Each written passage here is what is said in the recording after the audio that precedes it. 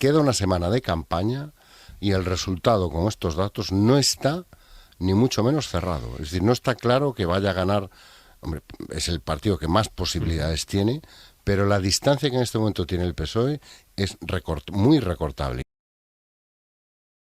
Director de contenidos de la cadena SER allí en Castilla y León, Javier Cuevas, ¿qué tal? Buenos días. Hola, buenos días. Vamos con el resultado de la encuesta de 40dB para la serie El País. Hoy es el último día en que se pueden publicar encuestas, lo hacen varios medios, también nosotros, que publicamos un sondeo que viene a decir, Javier, que ganará Mañueco, aunque necesitará a Vox, un Vox que estará tan fuerte como casi llegando ya al 20% de los votos, y que perderá apoyos el Partido Socialista, aunque no tantos como perdió en Aragón y en Extremadura. Sí, el Partido Popular de Mañueco estaría en disposición de revalidar el gobierno aquí en Castilla y León, pero quedaría en manos de un Vox al alza que pasaría de 13 a 18 escaños. El Partido Socialista, por su parte, perdería 1,5 puntos y 2 escaños respecto a 2022, lo que arrojaría un resultado de 26 procuradores. El Partido Popular repetiría los 31 escaños que ya obtuvo en las elecciones de 2022. Bueno, recordemos que la mayoría absoluta en las Cortes de Castilla y León está fijada para la próxima legislatura en 42 procuradores, lo que obligaría a Mañueco a contar sí o sí con el partido de Abascal, dado que el candidato del PP viene repitiendo cada vez que tiene ocasión, que descarta toda la posibilidad de acuerdo con el PSOE. En cuanto a los partidos regionalistas, la encuesta otorga a la Unión del Pueblo Leonés un procurador más hasta llegar a 4, lo que le posibilitaría tener grupo propio. Soria ya perdería un escaño, se quedaría con 2, por Ávila seguiría con 1 y la coalición formada por Izquierda Unida, Sumar, Verde Secuo, estaría cerca de lograr un asiento en la Cámara. Podemos se quedaría, en cambio, fuera del Parlamento Autonómico. En cuanto a la transferencia de voto, este barómetro muestra a Vox como el partido que más fidelidad de voto conserva respecto a las elecciones de 2022. Un 85%, nada más y nada menos, de quienes les votaron volverán a votarles, seguido de cerca por Soria ya con un 83%. El Partido Popular perdería en favor del que fuera su socio el 10% de los votos. El PSOE, según esta encuesta, cedería más votos hacia Vox que hacia el Partido Popular. La sanidad y la calidad de otros servicios públicos es la principal preocupación de los ciudadanos, recogida por la encuesta. Alfonso Fernández Mañueco es el candidato más conocido. Un 89% de los encuestados así lo manifiesta, seguido por Carlos Martínez, PSOE, que acredita un 50% de grado de conocimiento. El tercer puesto es para Carlos Pollán, el candidato de Vox, con un 35%. Javier, gracias. Un saludo. El domingo estaremos en Castilla y León para hacer desde allí el programa especial con el resultado del escrutinio en directo. Bueno, en el análisis de esta mañana, Carlos Navarro Antolín, Berna González Harburg y Antón Losada. Antón, el Partido Popular tuvo diseñó desde Madrid, no solo la estrategia del ciclo electoral que abrió en Extremadura, sino aquel documento marco con el que quiso también desde Madrid poner las condiciones, establecer, digamos, un perímetro que marcaba el terreno y el perfil a sus líderes autonómicos. Se encuentra con que probablemente en Castilla y León se vaya a repetir el escenario que ya hemos visto, con la diferencia de que Vox tendría en este caso más influencia todavía y que el PSOE sí caería, pero no tanto como ha caído en otros territorios. Bueno, el desorden parece haberse instalado en la derecha y en la extrema derecha, ¿no? No hay manera de que se pongan de acuerdo. Me gustaría saber qué estaríamos diciendo si en partidos de izquierdas estuvieran sin gobierno comunidades autónomas durante 2, 3, 4 y 5 meses porque hay elecciones en otra comunidad autónoma, que es exactamente lo que está pasando. O que las negociaciones entre el Partido Popular y Vox fueran, pues no sé, entre el PSOE y Sumar, pues estaríamos hablando de chantajes y de ultimátums y no, bueno, parece que hemos asumido con normalidad que, bueno, ya se pondrán de acuerdo cuando les convenga a ellos y no cuando les convenga a los ciudadanos, que es para lo que se vota y para lo que se eligen gobiernos. Es importante recordar esto, ¿eh? Votamos para que nos gobiernen y para que resuelvan nuestros problemas, no para que lleguen a acuerdos y gobiernen cuando a ellos les convenga. Dicho esto, la estrategia de ir tumbando al sanchismo a base de victorias electorales se le va complicando al PP, porque las victorias son cada vez menos brillantes. Extremadura fue el partido más votado y progresó, en Aragón fue el partido más votado, pero perdió votos y escaños.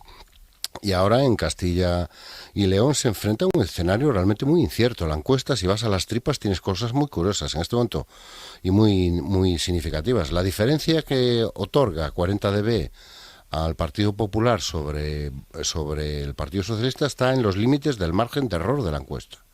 por ejemplo, que es la primera vez que se nos da esto.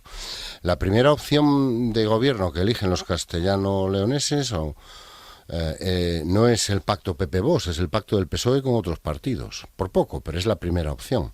La segunda opción sería un pacto Partido Popular-Vox, que una encuesta más nos demuestra que ya está muy normalizado, que la derecha asume con normalidad que esa es la alternativa. No es una alternativa de un único partido, sino que es una alternativa de dos, y que el PSOE en este momento tiene dos problemas. Uno, que su candidato tiene un índice de conocimiento que a mí me resulta sorprendentemente bajo, está en el 50%. La gran ventaja de Mañueco es que tiene un conocimiento mucho más alto, y que es el partido que más gente manda a la indecisión. 1 de cada 10 votantes del PSOE hace 2 años votó PSOE, ahora no sabe si volverá a votar y si volverá a votar PSOE. Queda una semana de campaña y el resultado con estos datos no está ni mucho menos cerrado. Es decir, no está claro que vaya a ganar. Hombre, es el partido que más posibilidades tiene, pero la distancia que en este momento tiene el PSOE es muy recortable. Y en tercer lugar, y ya termino, bueno, si había algún sueño de sorpaso al PSOE por parte de Vox, Vox sube casi 3 puntos, ahí ya estaba muy alto, recordemos estaba en un 17% de voto, pero seguiría lejos del PSOE. ¿Cuánto crees, Berna, que pueden cambiar las cosas en estos días que quedan de campaña? Uy, eso es imposible de adivinar, ¿no? Pero el punto de partida, efectivamente, el PSOE salva los muebles en el sentido de que retiene, está solo a 2,7 puntos de su... Sí, en los márgenes de error, sí. Sí, pero sin ninguna duda tiene riesgos muy grandes que se ven en la letra pequeña de este estudio de 40 dB, ¿no? Es decir, lo ha resaltado vuestro corresponsal en Valladolid, Vox retiene un 85% de sus votos, es el partido con mayor fidelidad de votos, pero es que además recibe un 10% de los que se van del PP, y el PSOE reparte para todas partes, ¿no? O sea, el PSOE solo retiene un 69% y ese 30% restante va a todas partes, a la indecisión, como ha dicho Antón, a Vox, al PP, a Sumar, para todas partes riega. Y eso, bueno, este líder sin duda es muy notable, o sea, alcalde de Soria y una persona más conocida que otros líderes socialistas o incluso de Vox que ha habido, por ejemplo, en Extremadura, ¿no? O sea, posibilidades hay, pero sobre todo vamos a reconocer, y esto es así, que la derecha aumenta posiciones, o sea, va a pasar en la suma de los dos partidos de un 49 a un 52% en Castilla y León.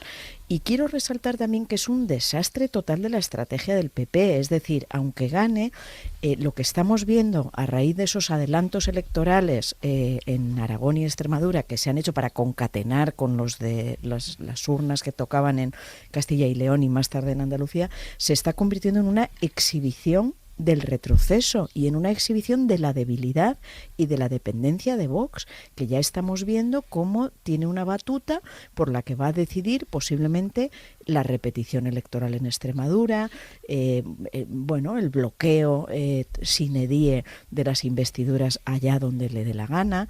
Entonces, el PP lo que está mostrando con esas victorias tan poco lustrosas es que su dependencia de Vox aumenta y su debilidad solo crece. Carlos.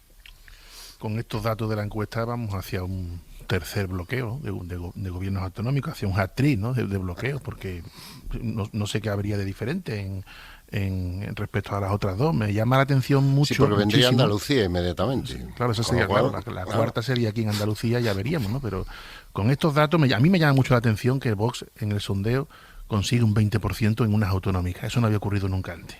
Eso sería un resultado fortísimo para Vox.